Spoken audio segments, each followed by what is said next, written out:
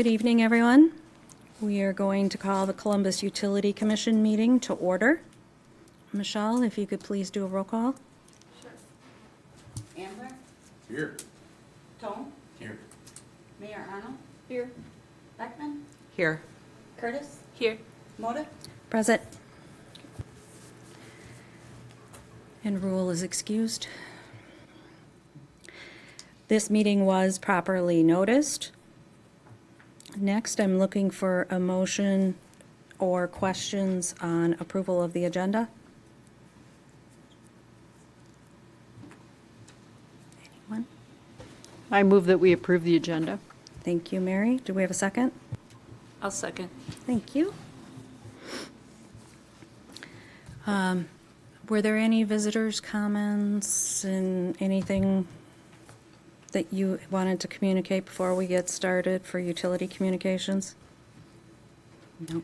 We have to vote to approve the agenda. Oh, geez, yes. Okay.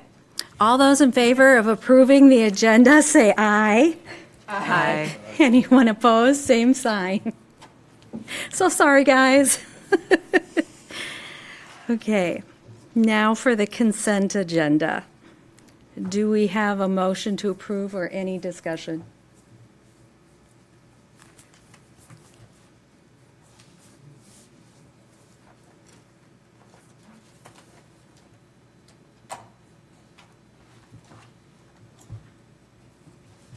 I'll move that we approve the consent agenda. Thank you, Mary. Do we have a second? I'll second that. Thank you, Brooke. All those in favor, say aye. Aye. Anyone opposed, same sign. Motion passes. Next on the agenda is our unfinished business, which is the bylaws. Hopefully you all had a chance to review the bylaws before this evening. So I would like to ask if there is any discussion or an approval, and the approval will include the correction. I have double utility director on one of the pages. That'll be corrected afterwards.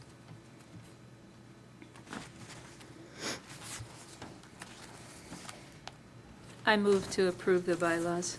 Thank you, Draft. Sandy. I just had a couple of questions on some of the wording. You betcha.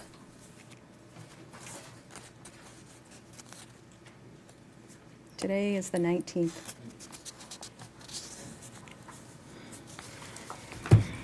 Just wanted to get some of that other stuff out of the way.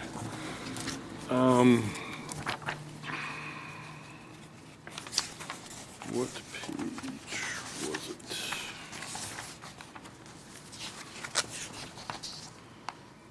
On page 5. Okay.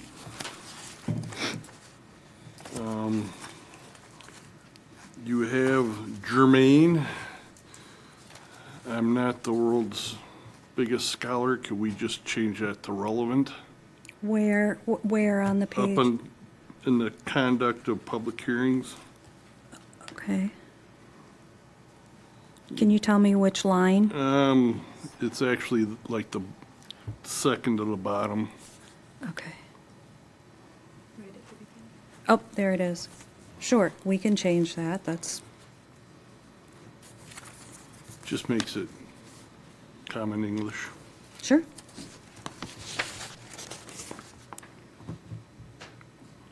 And then under the agendas on page 3, I guess on the commissioners and other than President may set agenda items by request to presiding president or using one of the following methods. Did we say director or presiding president? Because technically, isn't the director supposed to be doing the agenda? The director and the Right. commission president do it together. Right, so could we say that the director or the presiding president? Otherwise, there's no mention that we could talk to them. Um, Under agendas on page 3. yeah, I know. Are you thinking, so what's your suggestion for? I'm saying the president may set agenda items by making, or commissioners other than the president may set agenda items by making requests to the presiding president. I'm saying instead of that, can we say to the director or presiding president using one of the following methods? It's supposed to be done in our meetings, though. But if it's for the agenda, Right, so we have a topic here on our agenda list that's future agenda topics. So in the meeting is where it's supposed to happen. so then how do you do an email during the meeting? You don't, at the end of the meeting, I always ask, are there topics that you'd like discussed at a future meeting to be put on the agenda? Okay, so then right below it, it says can be submitted in writing to the presiding president. An email qualifies an in writing or in writing request. So that seems kind of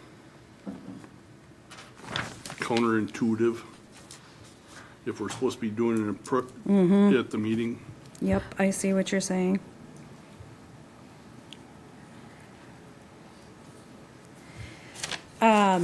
What if we put, if not discussed during future agendas? That's fine. Okay.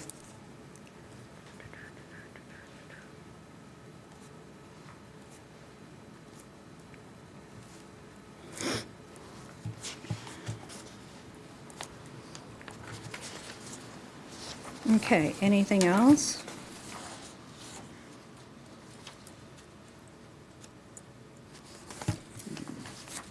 I guess I have a question, just because I'm getting educated on all of this.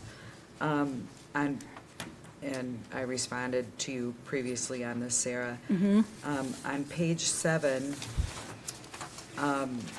where it starts to, let's see, 1, 2, 3, 4 paragraph down, the employee personnel records shall be kept at City Hall, et cetera. I guess I need some education on how that ties into the commission's bylaws and rules of procedure. I almost feel like those next few paragraphs are almost personnel related and human resources, or is this something that's always been included in the bylaws historically? My understanding is that historically, it's been laid out that way. You're correct, it's not a governance thing, but it is a change in policy for the utility. Kyle, do you have any thoughts on that from the city side? This is kind of a document that is really of the commission's own creation, so it can contain anything you want. I mean, I think it is a good HR practice as an organization to have centralized document control, but it's really up to the commission if they choose to have this in here or not. So how does the commission feel about this? To me, it adds clarity as to where the records are kept, Okay, but I don't feel strongly that it has to be in here. okay. Mike, do you have thoughts? Okay. Mary? I can go either way. Okay. Brooke?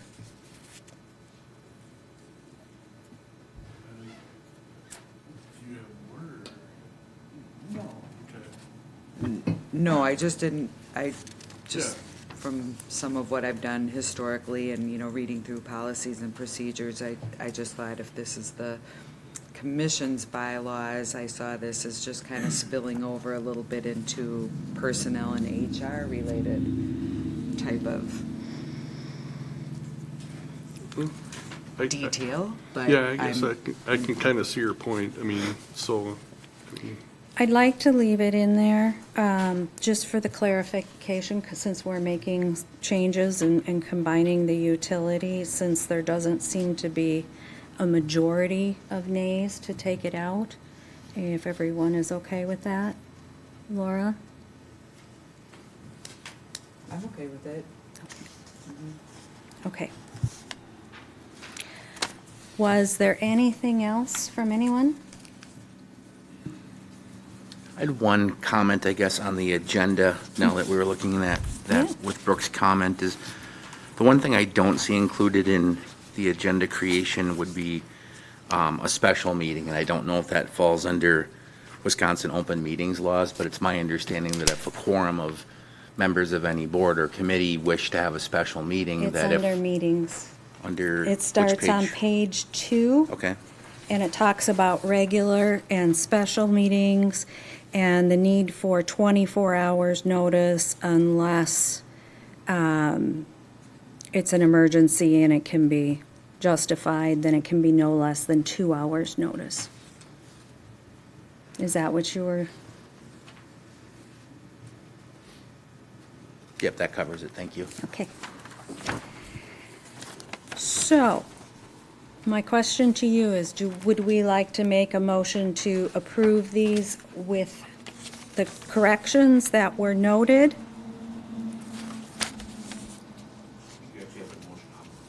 We did, but it doesn't have the corrections we just talked about.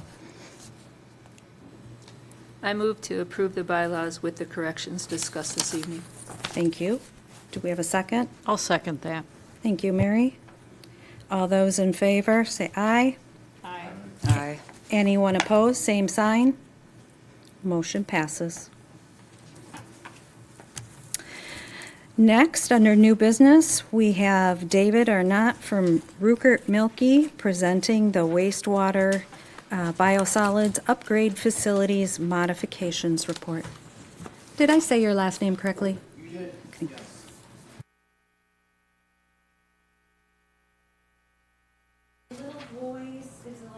There, it's on now. The magic man in the booth turned it on. Oh, okay. Good evening. I'm Dave Arnott from Rupert Milky. I work with Jason Letha. I'm the team leader for water, wastewater, and SCADA at Rupert Milky.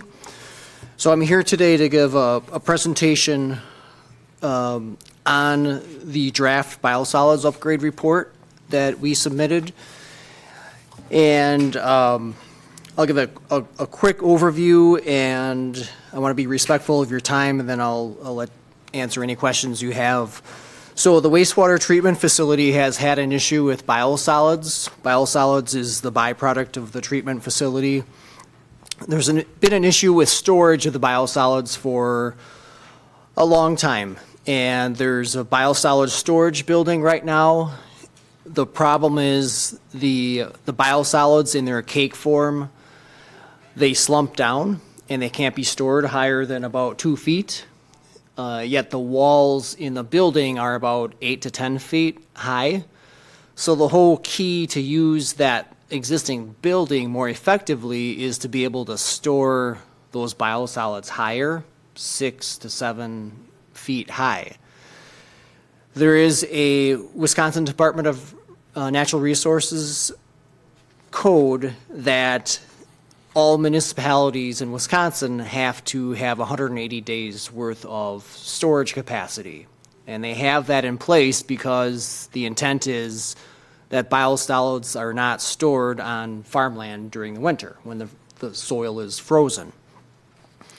So the city has been in compliance with this in the past, but it's been very marginal. There's a window in the spring where the wastewater plant can apply to select farm fields for beneficial reuse, and a window in the fall. And the farmers like this product because it has nutrient value, particularly phosphorus, nitrogen, potassium, and it reduces their reliance on expensive fertilizers. So it's kind of a win-win on both sides. The key is the city being able to store for 180 days. So it's recognized that there's very little margin of safety right now for the storage of the biosolids. And we did a study on this in 2010. At that point, the recommendation we had was to continue to contract store the sludge cake if needed. And the DNR accepted that. They weren't crazy about it. they want to see the city take on a longer-term solution. So since 2010, there has been a lot of technology development in the area of biosolids drying. And that's really the heart of this report, is we looked at different drying technologies, and we came up with one that we feel good about and we are recommending for the city. So what we did is we projected wastewater flows and loadings for 20 years out. This was done mostly in 2022, so we looked at 2042. We came up with the sizing of the equipment based on that. And we looked at 5 different types of dryers initially. 2 of them were not considered further in our detailed analysis. Those were, one of them that was not was a heated air dryer that uses a lot of energy, and it's just not well suited for a smaller community like the city of Columbus. The other one that was thrown out was a solar dryer. We wanted to look at all our options, and in this climate, cold weather, you don't get effective drying in the middle of winter. We didn't spend a lot of time looking at that, but we thought it was worth a cursory review. So there were 3 other dryers that made the first cut, and from those 3, we conducted a net present value analysis. We contacted equipment suppliers for capital costs and operational costs.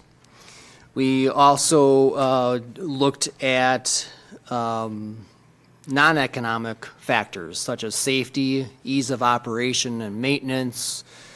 A couple of them had one of them had an explosion hazard, so there's extra accommodations that are required.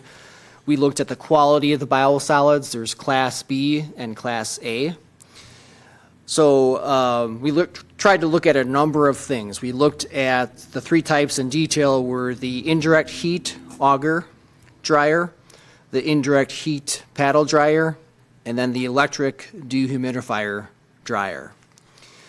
And we came up with a plan on where this equipment would be located.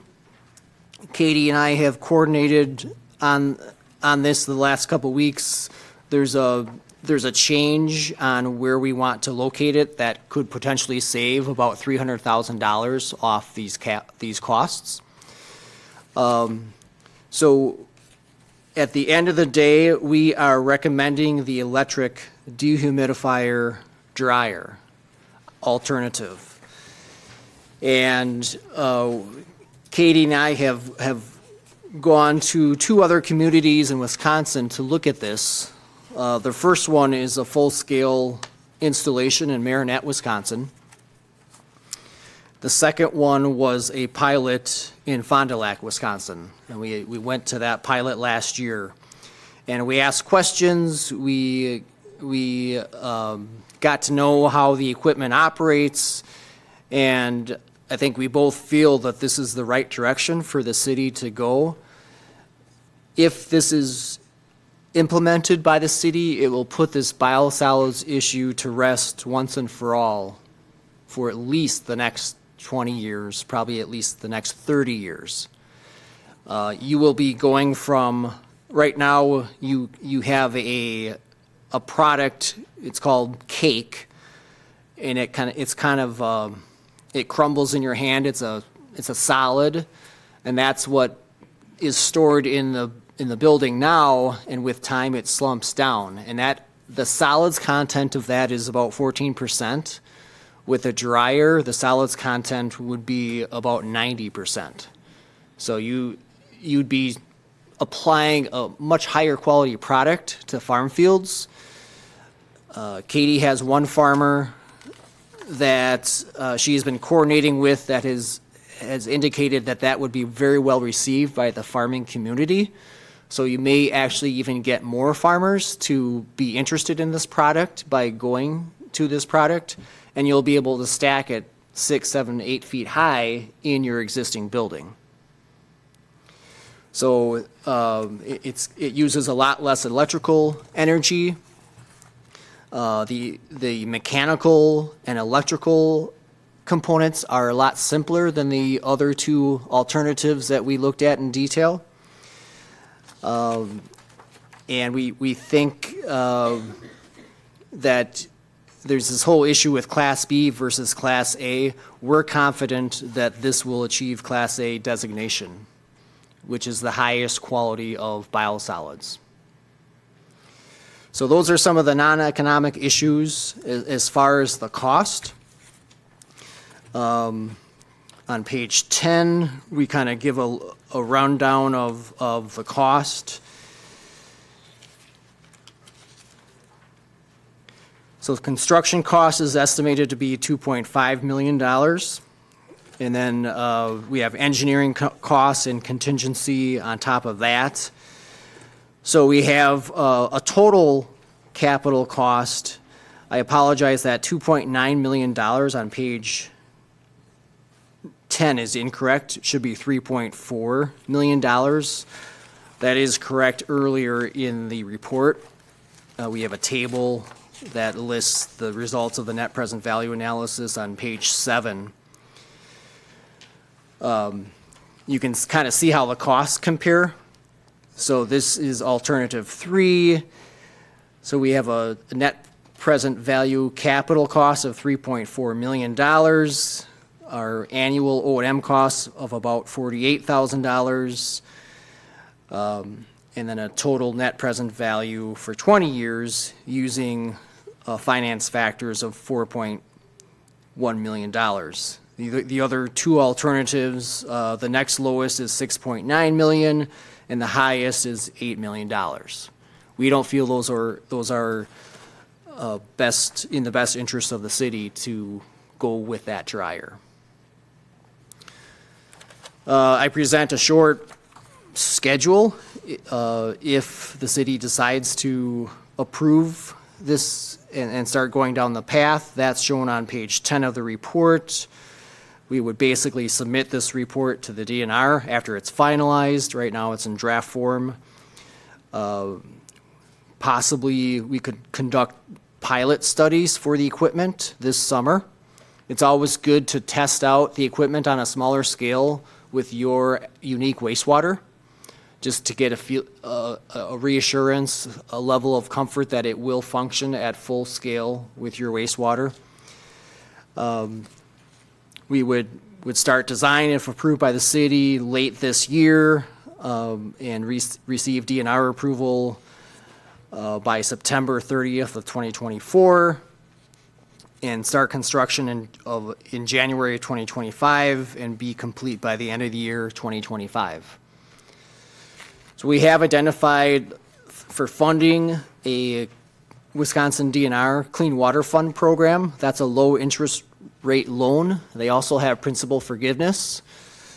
We think that we should aggressively pursue this and try to get some grant money from the DNR. We think we can do that. We've got a great case here to present. And on top of that, the city has a escrow account with the Village of Fall River. I talk about how that escrow could be drawn upon to offset the cost of this. So I'd be happy to answer any questions.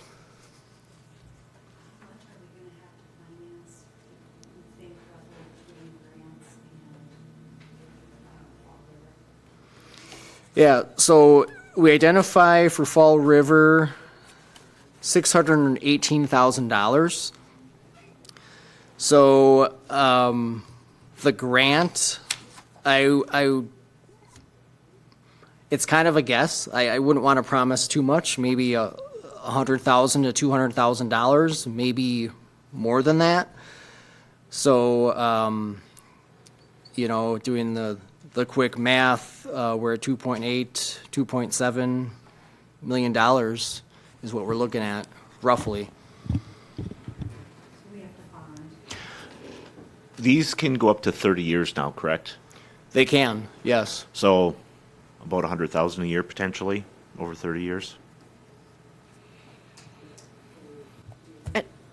Do we have an idea of what the cost would be if we don't do anything? The cost, that's a good question. The cost, if you don't do anything, could be DNR fines and a consent order.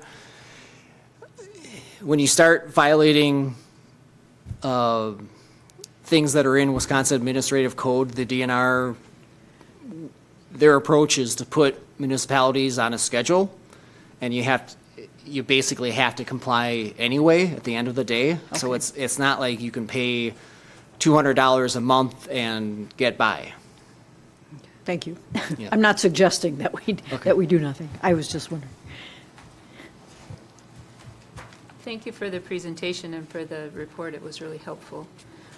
Could you tell me, or do you have an idea of how the noise and odor of the proposed process would compare to the existing?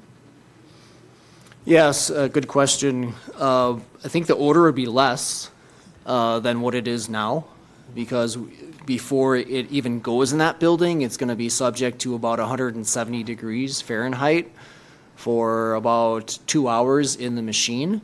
That's going to burn off any volatile compounds, any vectors. So it should be better. It should be less. I don't think there are a lot of odor complaints now, but it's a better product that's going to be stored in that building. The noise, it's not a loud piece of equipment. Basically, it uses electricity and some fans and some compressors for the dehumidifier. It would be located inside the solids building at the wastewater plant, so I don't anticipate that being a factor. Thank you. Katie, at a previous council meeting, I remember you saying that you were actually having a difficult time finding farmers who wanted this spread on their land. Do you think that that will help alleviate that problem? Absolutely. If this is a Class A sludge, it means that the coliform count, correct me if I'm right or wrong, is reduced to basically nothing. So that is a major concern. It's also a concern that the farmers currently have to till in right after we spread on their land. This is not the case with this. Okay. So it's also a possibility that landscapers or anybody as a Class A sludge can use this product. The Dells has a Class A sludge, and people will come and get it. They don't even, I mean, they do land spread some, but they typically have farmers that actually come and want it instead of, us going around and almost begging for them to take it. It also broadens our time when we can get out into the field. Okay. This is gonna be condensed 70% smaller product, so there's 70% less sludge that we'll have on hand at all times. Also, that much less to spread onto the fields. Okay. So it's going to be coming in the future. I mean, it's almost hard to overlook what's going to happen in the next 5 to 10 years. Okay. And then my other question is in regard to the PFAS. I know it said that this process decreases the PFAS, but is there anything that would need to be added or done to this potentially in the future as the regulations on the PFAS are going to change? And is that something we should address now rather than later, or? Yeah, for this dryer, it operates at about 170 degrees. So it's the marginal benefit for PFAS it's not great. Okay. The city really should not do this for PFAS. Okay.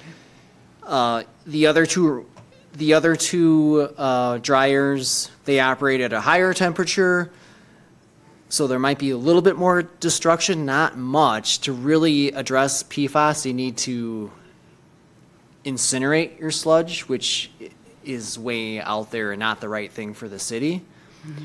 So the way I see this PFAS issue, it's all about controlling the source of the water supply and controlling it on the front end, Okay. not so much treating it on the back end. Okay. Katie? I would like to say something about the PFAS too. We did go to Marinette, and they have a PFAS issue. And the reason why they have a dryer is because they have to haul their sludge to Oregon, the state of Oregon. And as a drier sludge, they can afford it a little bit better than if it were a cake sludge or something Sure. like that. So if the PFAS thing ever would happen, and we had a dryer already, at least we'd be prepared to haul it to an incinerator or a landfill that would accept it or something like that. So it doesn't treat PFAS, but we Right. would be prepared if that would happen in the future. So what is being wanted from the commission tonight? Do you want our approval to move this forward to start the project, or to move it forward? Does it need council approval? On this schedule, really, I think you're submitting the facilities modification report. I don't know if you need commission approval for that. I don't. So really, there's nothing to do at this point. I think that the staff are probably looking for direction on which solution the commission's looking at. Okay. And then staff will continue to work with the consultant to, work towards that solution. And then there'll be further things along the way that we have to do. Okay. Brooke, do you have? Yeah, you mentioned that with the recommended dryer, that you thought, how did you word it? There was a higher potential for it to be grade A or how close are we, or from grade A to grade B? Yeah, a good question. So after this was submitted, Katie and I had a call to ask some hard questions to this supplier about that issue of Class B versus Class A. They talked about their background in Marinette and their coordination with Fond du Lac, and they have indicated that based on their coordination with EPA and DNR, it's more or less a formality at this point that they can achieve Class A. It's not a slam dunk like it is for the other two alternatives with this alternative. We feel confident that, based on that discussion, that this will meet Class A. So, in other words, we're rolling the dice a little bit. Yes, I mean, the way another community has handled this is they are in design. Fond du Lac is in design, and they're getting ready to bid this. Okay. And basically, they will not award the project until they get the paperwork certification that it is Class A, but that's going to be within the next couple months. Is that through that pilot? That pilot is part of it, yes. That makes more sense. Okay. And then, yeah, if it's drier, it's gonna be lighter, so it would, if there is an issue, I would think it would be, you could get more Right. in a truckload or whatever to get rid of it. Right. So, okay, thanks.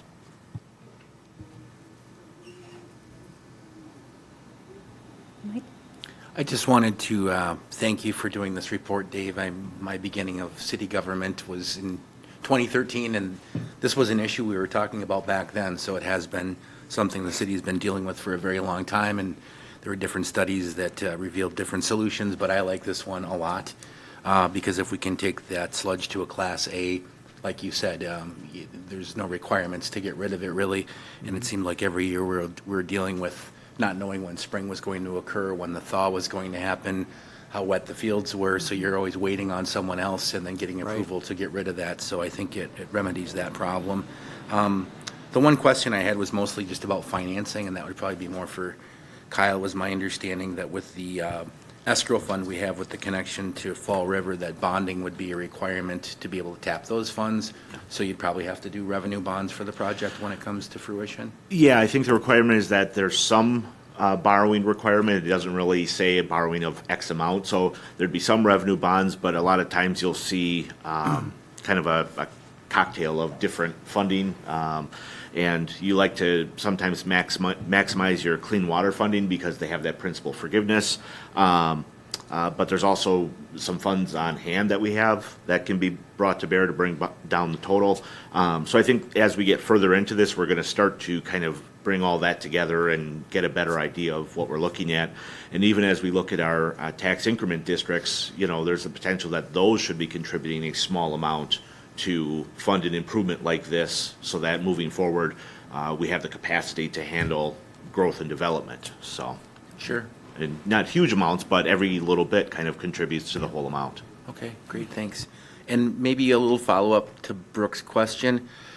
Is there any other contributing factor in the whole processing that happens at the wastewater treatment plant that could contribute to not getting that Class A? Or does it come down to this dryer that's going to get us to the Class A?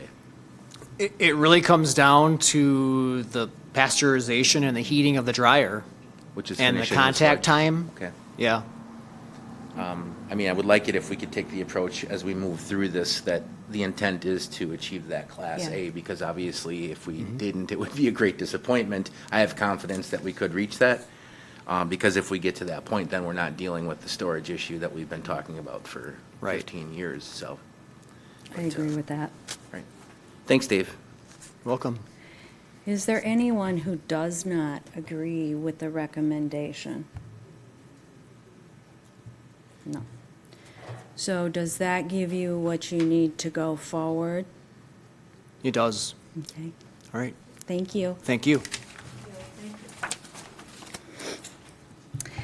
Okay, next, we have Jason Letha from Rupert Milky presenting on 3 different task orders.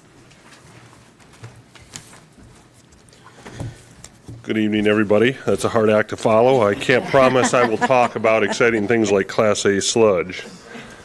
But I do have a couple things on the agenda item for you tonight for consideration for task orders that have been discussed and vetted with staff and asked for me to prepare these to bring forward to you. So the first task order tonight is a CU01, which is for water trading coordination for 2023. And my agenda has something on here about Folsom Street. I don't know. Is yours? I don't know. I had something on my agenda. I printed it offline, but it was a little confusing. But anyways, nevertheless, let's focus on water quality trading. So this is a program that the city has been using to comply with the phosphorus permit requirements.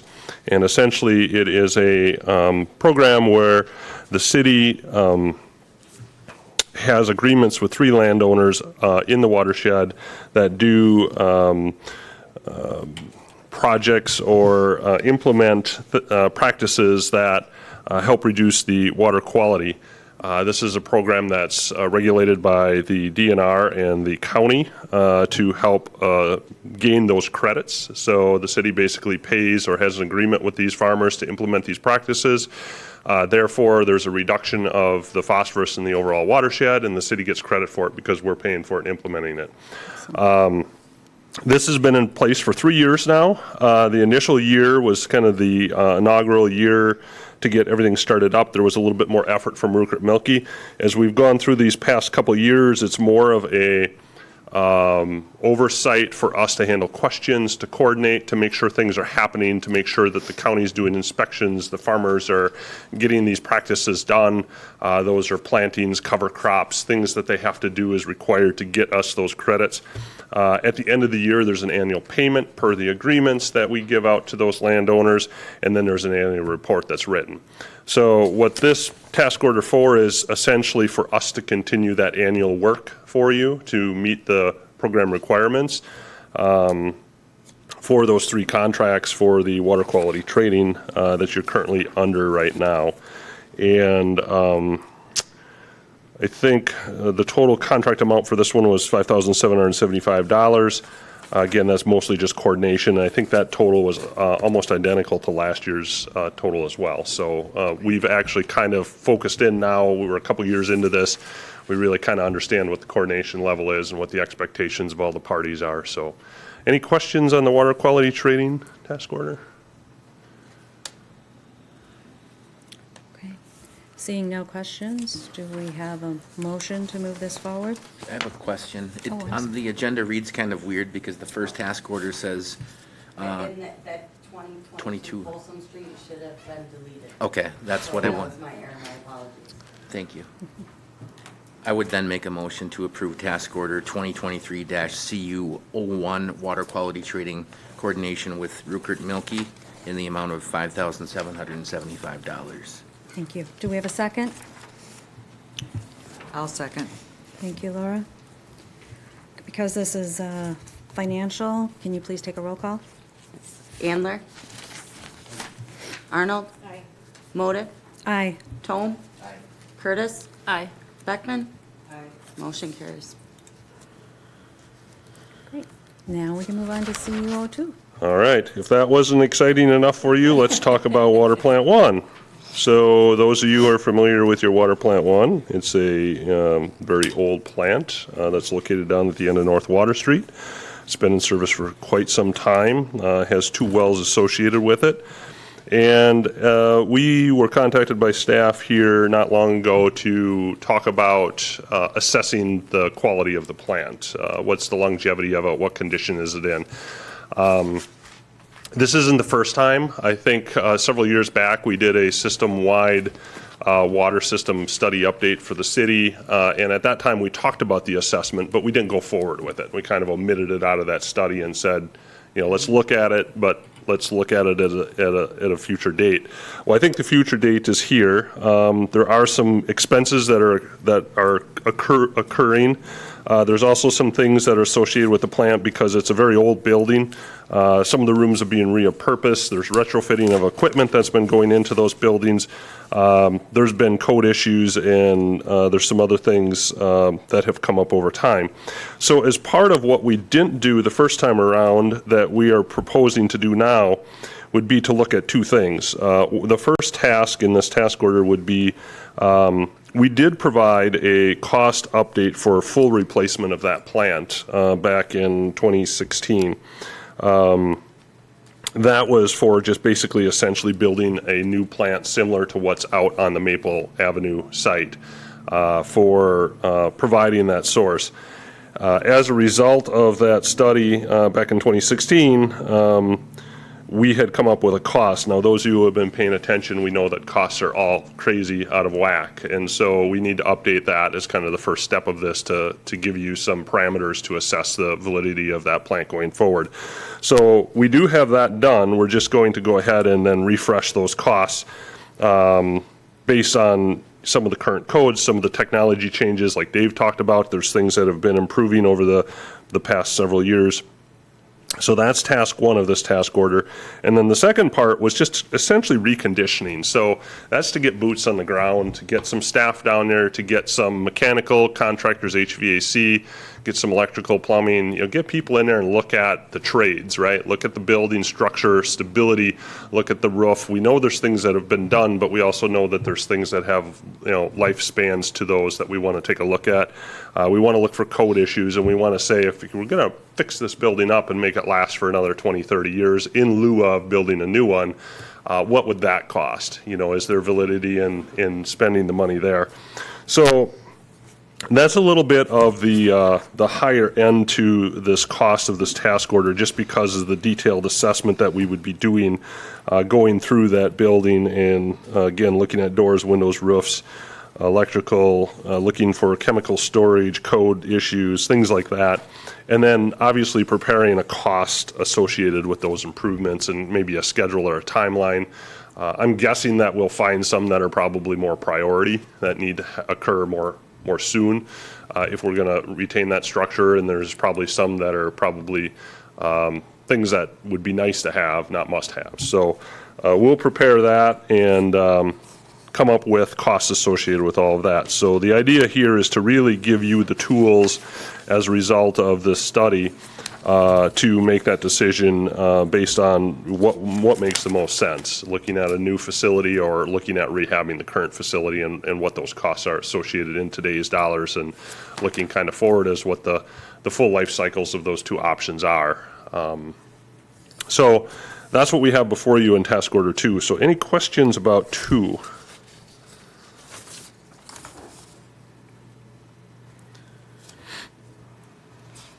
Pretty quiet up here. Jason, I don't want to dig too deep here, but under the scope, I guess, or I guess it says Columbus Utility Responsibilities, CU will provide all building and process information for the existing facility, and then under items that the task order doesn't include, number 2 is performance testing of the existing wells, pumps, or equipment. Are you just relying on that information to come from the utility rather than putting someone into that equipment to test, what its performance is today, or? how do you Right, do and that? I think right now we have ideas of what the equipment is performing at, just based on the way the plant's operating. So, we certainly weren't going to run test flows on wells and stuff like that. Again, I think we have annual reports that have to be submitted on certain things, and so we were just looking at using that existing data Okay. to evaluate that. Makes sense. Thanks.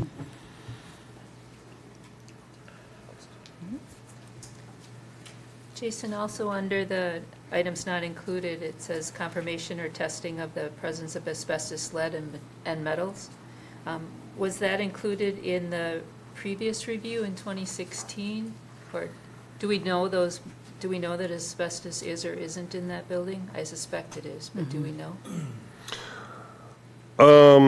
Yeah, one of our other engineers had kind of pulled this together, and I think the scope was kind of a carryover from last time. So I don't know if that's something that you wish to do. We certainly could include that. As we go through that building, I don't know if you're aware of anything, Michelle, that may or may not be in that building. I can definitely look. I know we have all the information. Okay. So I think what we could do is we could certainly look at the information that's available right now. I'm assuming at some point some of that might be documented. There might be lead paint down there. I'm sure we're aware of that. There could be asbestos associated with some of the insulation in certain areas. I'm sure we're aware of that. So again, we didn't specifically look at testing, but we'd rely upon the information available. If there were things probably to test, we could certainly come back later and amend that if there was a cost to test something, if we did suspect that there was something that we needed to investigate or verify. I think it would make sense when you're doing the part where are we going to just rebuild plant 1 or, fix it up, to make sure that the asbestos is not friable and that we don't have to deal with that. Yeah, absolutely. Because, as part of a new plant, there will be a demo of the existing facility. So we'll obviously have that worked into that cost as well, so. Okay. Any other questions? Okay. With that said, do we have a motion to approve the task order or not? I'll make a motion to approve task order 2023-CU02, water plant 1 assessment. Thank you, Brooke. Second? I'll second. Thank you, Sandy. Again, can you take roll call, Michelle? Yes. Arnold? Yes. Moda? Yeah, aye. Tone? Aye. Curtis? Aye. Beckman? Andler? Motion carries. Okay, and okay. 03 is a perfect example of why you want 02 to be presented to you, because 03 is a result of a sanitary survey by the DNR. Identified there's a non-code compliant overflow in reservoir down at plant 1. It's a 230,000 gallon in-ground reservoir, and the overflow pipe does not meet compliance with code. So they've notified Water and Light, And it is required by 2025. required by 2025, that they need to make the necessary improvements to bring it into compliance. The difficulty was that we've struggled a little bit with understanding what compliance means, because we've asked the DNR a lot of questions that they don't have the answer to, because it's a unique situation. So what we have determined was a path forward, and that's what brings us here tonight with this. So essentially what we're going to be doing is Doing a site survey around the structure to identify the grades and the topography, locations of storm sewers for connection points. We'll be doing a lot of structural analysis of that tank. That tank is not a spring chicken. It's pretty old.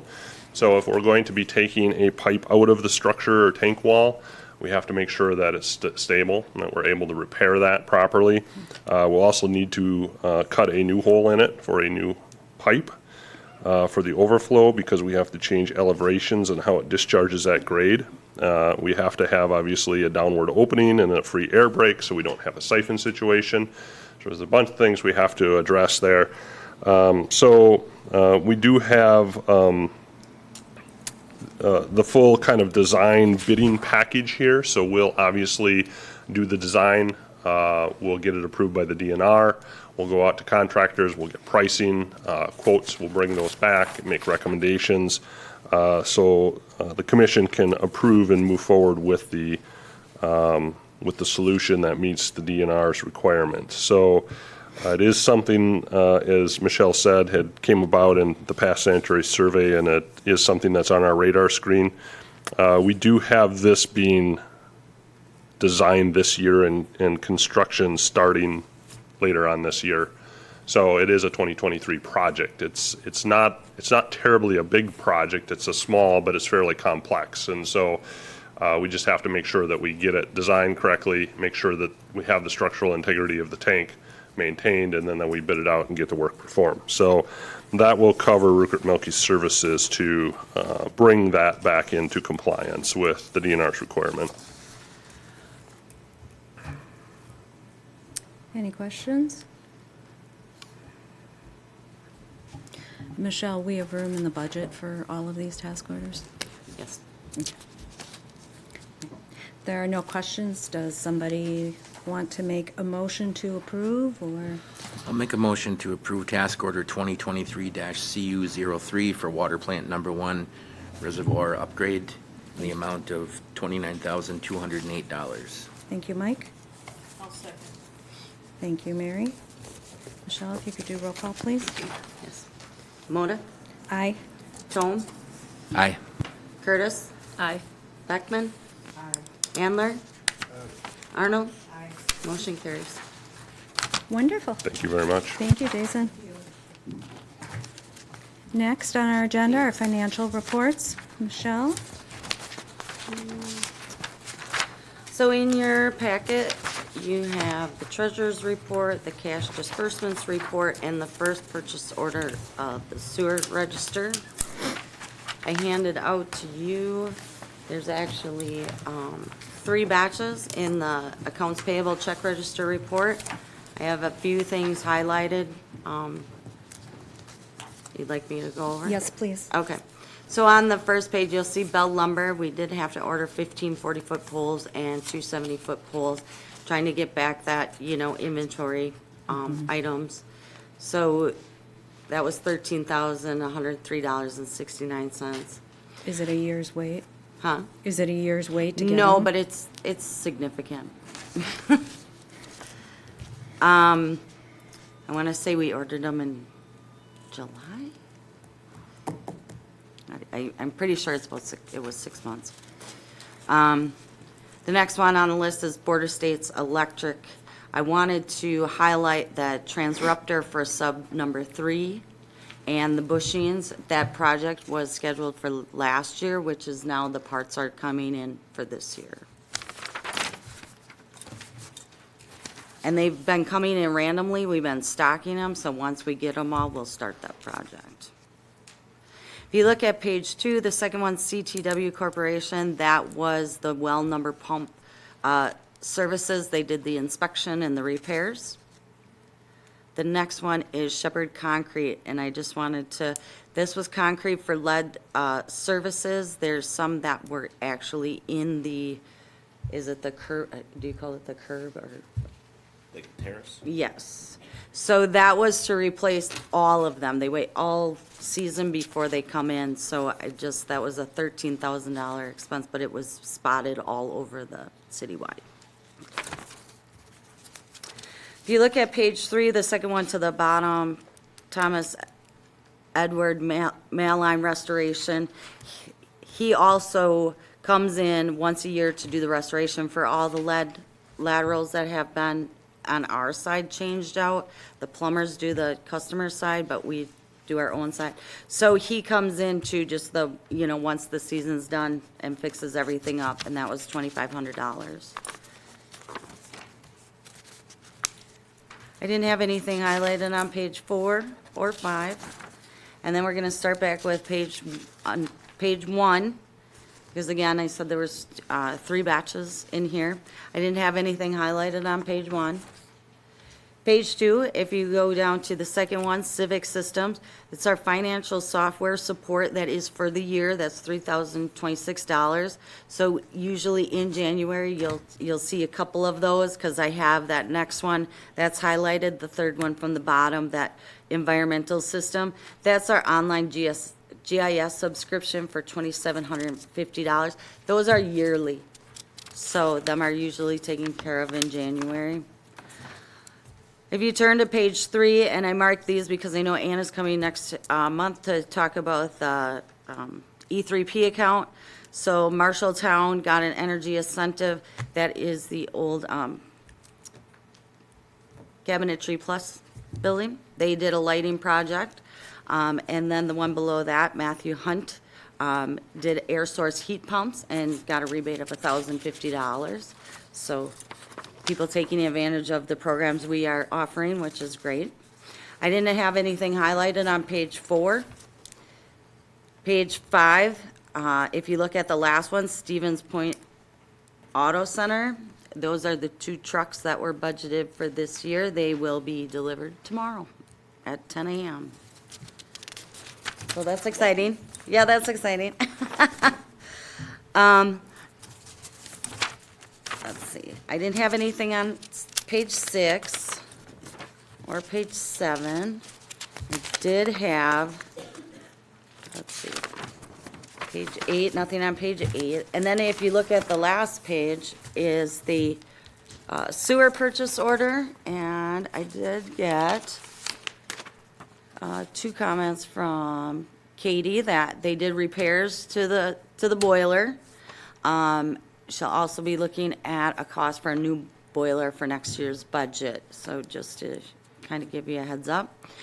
And then the third one down for Zach Breyer, it was a reimbursement for sewer lateral cleaning, and it's a program that the right-of-way ordinance in Columbus, if it's in the right-of-way, the sewer department pays for that clean-out. So I just she wanted to point that out. So that is all I had for that. Yes. You have Civic on there. Are you still having issues with support and reports and those kinds of things? We're getting the reports together. It is a slow process. Last week, when I was at the conference, I talked to other utilities that also use Civic, and they're seeing that same struggle. And overall, what we kind of, the consensus is that since, there's a lot of WPPI members that are moving over to Civic, that they might not have been staffed ready for that. So I think they're stretched pretty thin. Like I said, we're getting there. We have the reports, which I had emailed out the income statement. You do see the budget part. We're still trying to work on that. That's something new for them, so it might be some time, but like I said, at least we're getting the financials and all the reports that are necessary that we need. Okay, thank you. You're welcome.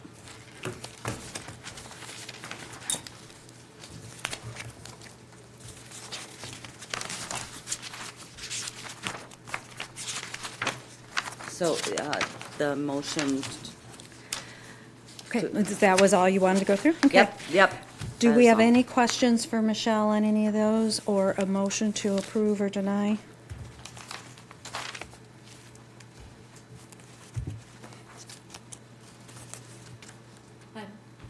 I move to approve the financial information as presented.